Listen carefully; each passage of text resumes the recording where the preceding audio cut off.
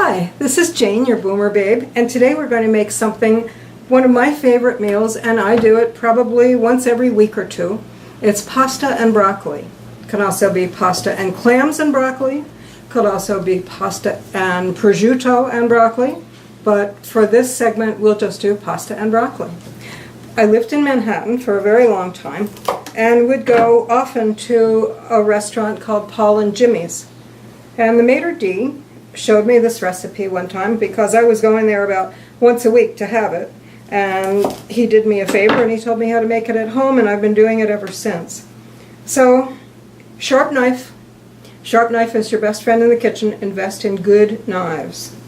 We're going to take the broccoli. It's all been washed and cleaned. Actually, it was in my garden, so it doesn't really need too much.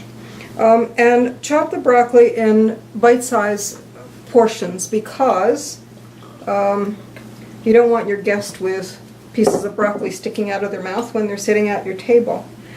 So we're almost there. We have olive oil heating on the stove, and we're going to add some chopped garlic and the broccoli in a second.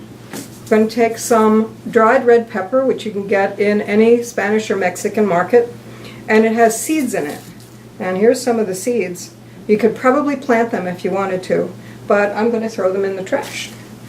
I don't care for the seeds because they always get in my teeth. I don't know about you, but kind of a mess. So I'm going to take the garlic, cut off the ends, whoops, an escapee, cut off the ends, and there's another one and another one. In order to get the little papery things off, just squish it with your knife like this, and it will sometimes come right off. Not always, but in this case it did. So then we chop the garlic, and the olive oil is warming up. It smells good. I love fruity olive oil. So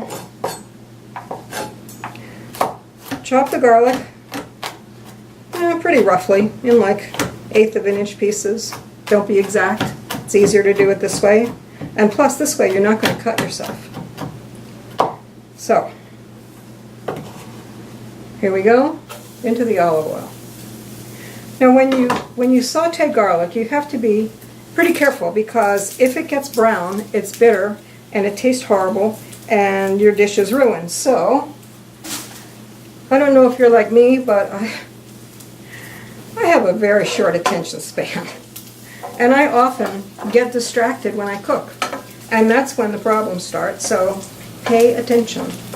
Now, garlic looks like this. It's going to start to get sort of tan. You just want tan. Moderate the heat so it doesn't go too quickly, otherwise it'll burn. And it's looking pretty quiet. It's not tan yet. Figure about the color of straw. There. It's not there yet, so pretty close. Maybe you can see? Okay. So we're going to toss the broccoli in. There we go. And then I'm using today organic vegetable broth. So if you have a vegan or a vegetarian in your household, this will work. Be careful with salt. I'm going to put that in because it's starting to get brown. Okay. The vegetable broth will cook the broccoli, and we're going to put a lid on it if I can find one. This will work. So we've got the red pepper, garlic, olive oil, and the broccoli, and the vegetable broth. Let that simmer for a while. Throw this away.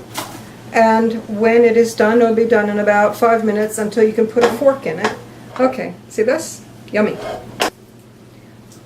Okay, pasta goes in. It stirs around. We hike up the heat.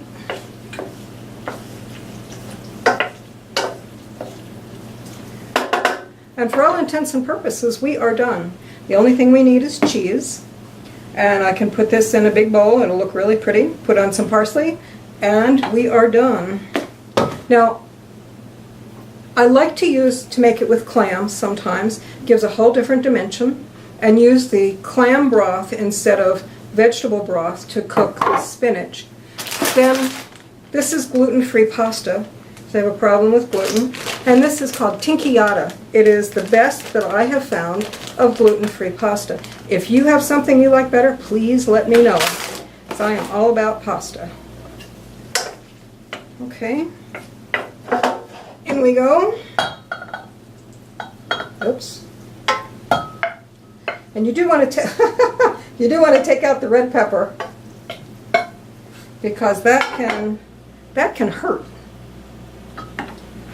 Okay, isn't that pretty? Put on some Parmesan. Parmesan will melt. There is parsley on top, like a little sprinkle from heaven. And here you got it, pasta and broccoli. If I can do it, you can do it.